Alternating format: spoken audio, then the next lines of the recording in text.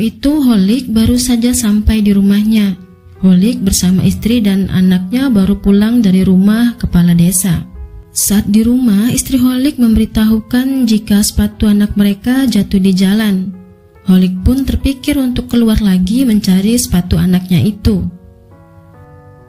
Karena hari yang sudah gelap, Holik pun membangunkan abangnya Hola yang saat itu tengah tidur di kursi.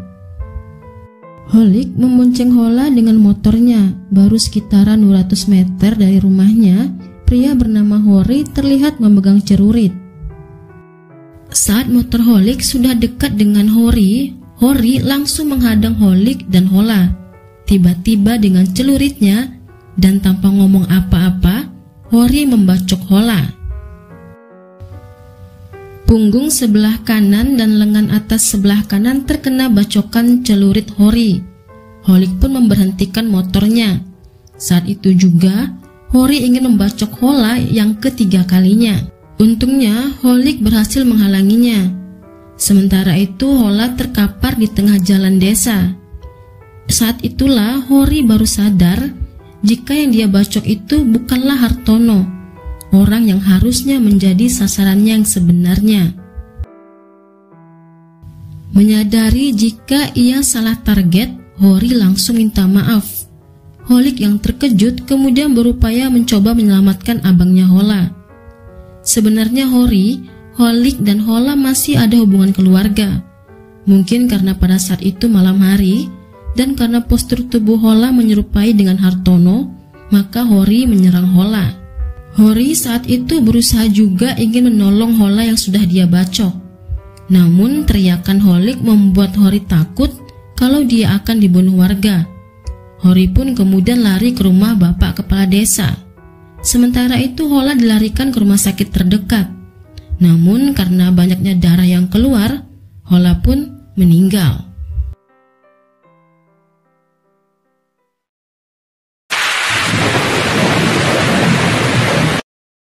Sekitaran tahun 2006 atau 2007, Hori menjadi TKI di Malaysia. Di sanalah dia bertemu dengan Hartono dan Rasmi. Rasmi sendiri adalah TKI asal Medan, sementara Hartono pria asal Lumajang. Saat di Malaysia, Rasmi dan Hartono tak sempat saling kenal. Hanya 4 bulan di Malaysia, Hori pun membawa pulang Rasmi ke Lumajang. Mereka pun menikah. Hartono sendiri masih bekerja di Malaysia. Barulah tahun 2019 dia kembali ke Lumajang. Bertahun-tahun berumah tangga, Hori sering tidak memiliki uang. Karena kesulitan ekonomi, Hori pun teringat langsung kepada teman lamanya Hartono yang banyak uang dan masih lajang. Sekitaran tahun 2017, Hori kemudian membuat rencana licik. Dia mengajak Hartono berbisnis pohon sengon hingga ternak ayam aduan. Hori pun meminta Hartono mengirimkan sejumlah uang untuk memulai bisnis bodongnya itu. Tak puas, Hori akhirnya mengajak istrinya Rasmi untuk menipu Hartono. Saat itu Hori membelikan Rasmi handphone bekas. Hori berpura-pura mengenalkan Hartono dengan istrinya Rasmi yang dia suruh menyamar menjadi khalifah. Saat itu Hori mengirimkan foto wanita lain yang dia comot entah dari mana kepada Hartono. Rasmi alias khalifah disuruh Hori menyamar sebagai juragan tambak palsu asal Banyuwangi. Khalifah menawarkan Hartono untuk berbisnis tambak udang. Hartono tergiur dengan bisnis yang ditawarkan khalifah. Mereka membuat kesepakatan bisnis tanpa perjanjian di atas kertas. Mulai dari situlah Khalifah selama kurang lebih 2 tahun meminta dikirimkan uang untuk mengurus tambak dan pakan udang. Hitung-menghitung sudah 250 juta uang yang dikirim Hartono dari Malaysia. Di tahun 2018 Hartono pun pulang ke Lumajang. Sesampainya di kampung, Hartono menemui Hori. Hartono mulai menanyai hasil dari investasi yang dijanjikan Hori padanya. Hori yang memang hanya menawarkan investasi bodong, tak mampu menunjukkan apapun yang sudah dia janjikan. Hingga pada akhirnya Hartono menyadari jika dia ditipu Hori. Belakangan Hartono pun tahu jika Khalifah si juragan tambak udang adalah Rasmi, istri Hori. Hartono yang sudah tahu jika dibohongi oleh Hori menagih uangnya. Namun Hartono hanya meminta 120 juta, sisanya sudah dia ikhlaskan. Saat itu Hori memang berjanji akan melunasi utangnya.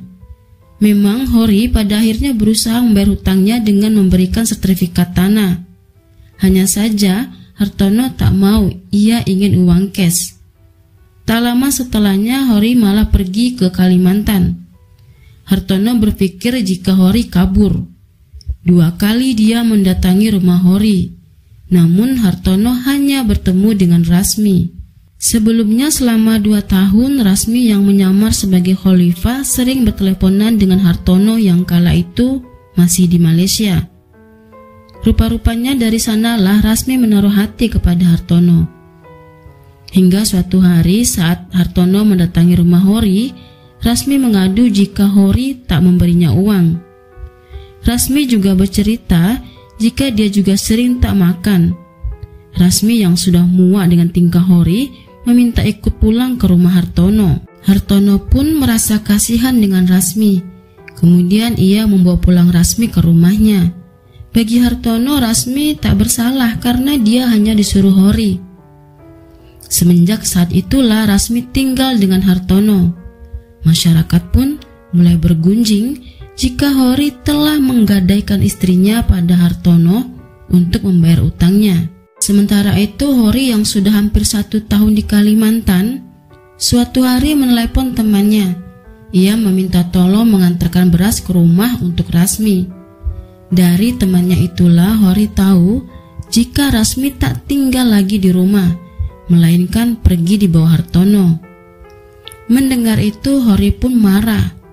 Hori berucap kepada temannya itu jika utang akan dibayar, tapi kalau istri jangan diambil, itu harga diri. Hori pun kemudian pulang ke Lumajang. Rasa sakit hati lantaran Rasmi dibawa pulang oleh Hartono, Hori pun kemudian berniat membunuh Hartono, yang pada akhirnya terbunuhlah Hola di tangan Hori. Polres Lumajang menangkap Hori atas pembunuhan Hola. Saat proses penyidikan, ditemukanlah fakta-fakta lain. Kepada penyidik, Rasmi dan Hartono mengakui jika sudah menikah siri. Polisi pun sempat dibuat bingung lantaran Rasmi adalah istri Hori. Namun menurut Rasmi, selama 12 tahun ia tak pernah menikah dengan Hori. Ia hanya hidup bersama, hidup serumah tanpa menikah alias kumpul kebo. Selama hidup bersama, mereka sudah memiliki 3 orang anak. 2 sudah meninggal, sementara anaknya 1 lagi dijual Hori ke orang sebesar 500.000. Berdasarkan keterangan Rasmi, polisi pun melakukan penelusuran dan pada akhirnya bertemu dengan keluarga Sahar. Dari Sahar diketahuilah jika Hori dan Sahar bertemu di Medan. Mereka adalah teman lama. Saat di Medan, Hori berhutang 500.000. Sahar yang kala itu ingin kembali ke Jawa meminta agar uangnya dikembalikan. Namun Hori yang hobinya berjudi dan sabung ayam tak punya uang. Lantas dia menyuruh Sahar untuk membawa saja anaknya pulang ke Jawa. Sahar pun membawa pulang bayi laki-laki berusia 3 bulan itu pulang ke Jawa. Kini 10 tahun sudah anak Hori bersama Sahar. Menurut Sahar, dia tak keberatan jika bocah itu diambil lagi. Hanya saja dia meminta bagaimana dengan 10 tahun yang sudah dihabiskan membesarkan bocah itu. Sementara itu, polisi menemukan dokumen akte lahir yang dibuat oleh Sahar sudah dipalsukan. Di sana tercantum jika bocah itu dilahirkan oleh istri Sahar. Polisi pun mencurigai jika ada transaksi perdagangan manusia antara Sahar dan Hori. Lalu, bagaimana dengan keterangan dari Hori? Pertama, menurut Hori, dia tidak pernah menjual anaknya karena biaya persalinannya saat itu 2 juta lebih. sementara utangnya pada Sahar 500.000. Kedua, dia dan Rasmi sudah menikah di KUA secara resmi.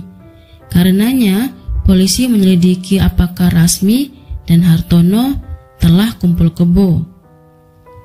Ketiga, dia tidak pernah menggandaikan istrinya untuk membayar utang 250 juta kepada Hartono.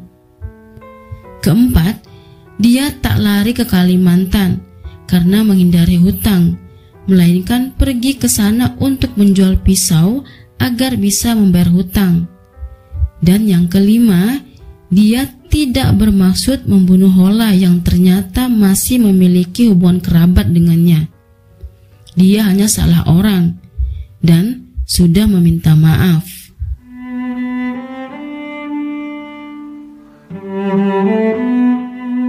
Demikianlah kisah dan cerita dari saya. Terima kasih sudah menonton. Sampai bertemu di kisah dan cerita lainnya.